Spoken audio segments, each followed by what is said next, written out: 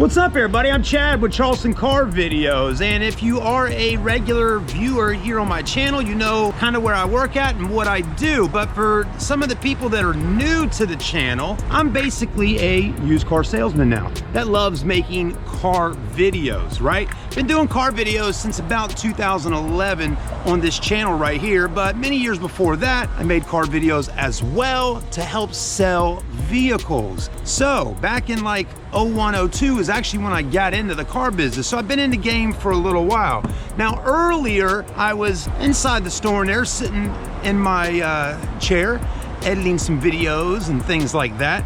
And I heard in particular person's voice playing on the computer in the office across from me. Now this person is the Chevy Dude on YouTube.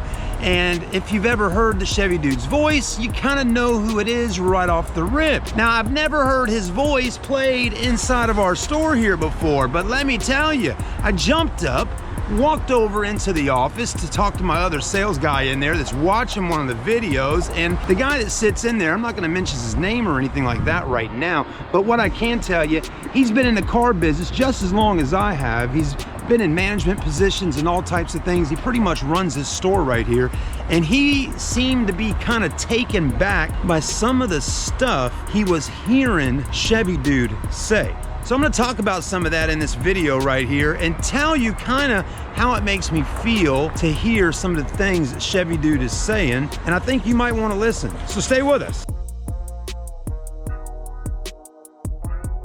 All right, everybody, so back with you, right? But here's kind of what I want to talk with you about for just a moment. You know, I've been selling cars for quite a while now. I've been in this business for quite a while now. And with that being said, I've worked in the new car business for pretty much most of my life in the car business. Really for the past maybe 2 or 3 years, I've been doing the pre-owned side of the car business. You know, I've gone from working in the big franchise stores to working in buy here, pay here, pre-owned car lots like this here.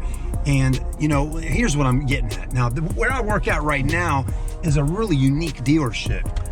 We sell, you know, all types of vehicles, all types of price ranges. But what's unique about it is we got some really cool stuff. But that's not really so much what I'm here to talk about right now. What I'm trying to kind of relay to you is that I've been kind of all over the place in the car business as far as, you know, different car lots and whatnot, and I've learned a whole heck of a lot. Now, when I looked at my coworker earlier and kind of seen his frustration after watching this video, he says to me, he's like, "Whoa, this guy's getting pretty lit up in the comments section on this one in particular video." Here's what I first want to tell you. Some of the stuff, Mike, and I know you're probably watching, you know, here's what kind of upsets me and maybe many others. First off, you need to remember that the automotive industry has basically helped you get to where you're at, right? I mean, think about it. If it wasn't for the car business, I don't know your whole complete background. I know you work hard. I know you do, okay? I know you try to be creative. I get that. I know you're also trying to be creative to a point where you can get more views on YouTube. I understand all of that. You have gone over and beyond what I could ever dream to imagine to have on YouTube currently right now. One day I will get there. But what I can say is I'm not going to actually bash the industry that I work in. That's kind of, to me, the main thing. You don't bite the hand that feeds you, right? The car business, I gotta give everything back to the car business, because if it wasn't for me working at the car lots and things like that, I wouldn't have an opportunity to film the cars and make the videos. Now, I know your channel, Mike, is not so much on car reviews. I know you have done some before. I do a lot of car walkarounds and car vlogs and stuff like that. Lately, your channel truly has more or less turned into making videos, talking to consumers about what to do and what not to do and how not to get screwed over in the car business, right?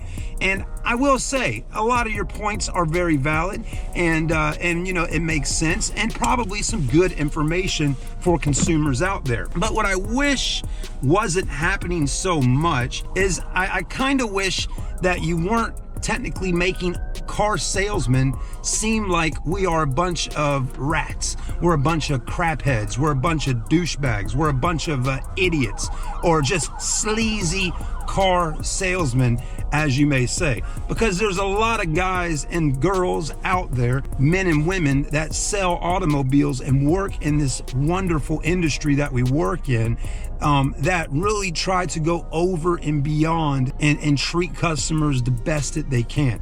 Now, of course, there's always situations that happen with customers, where it doesn't always work out the way maybe you wanted it to, right? For finance guys, you've really been driving hard into this finance thing about, hey, once you go into the box, the finance office, they're going to try to sell you these warranties and gap insurance and, tire protections and first place finishes and all these things, right? Can you not tell me that as a consumer, if there's any consumers watching right now, has a warranty ever saved your butt?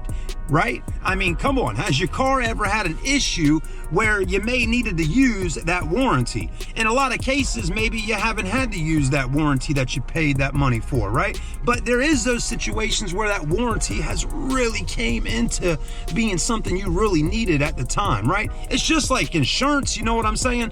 If you need insurance, sometimes you don't have it or you don't need to use it, but we're paying for it every month. But when that time comes and you need that insurance, it's there for you, and that's why you're paying for it, right?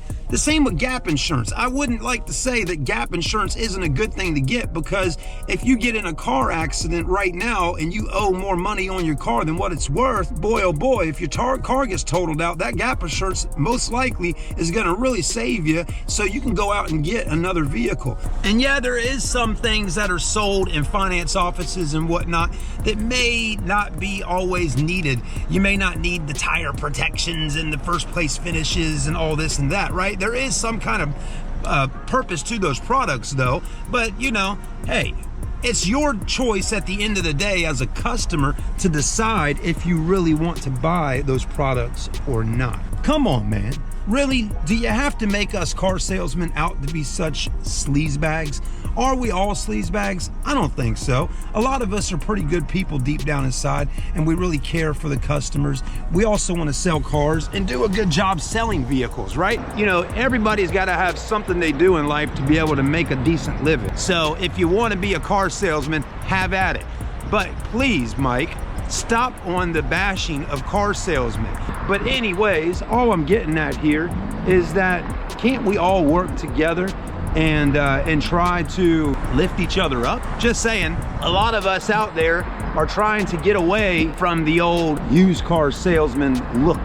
Okay, you see me in a suit and tie today. I'm wearing a jacket, pair of khakis, and some, duck boots, right? That's me. But all I'm getting at is a lot of car salesmen out there work hard, sell cars, and just trying to put food on the table. All right, guys, have a great day. Thanks for watching. If you want to watch some car videos, holy macaronis, that is a car accident that just happened. But like, comment, subscribe, and I'm gonna go see if anybody needs some help.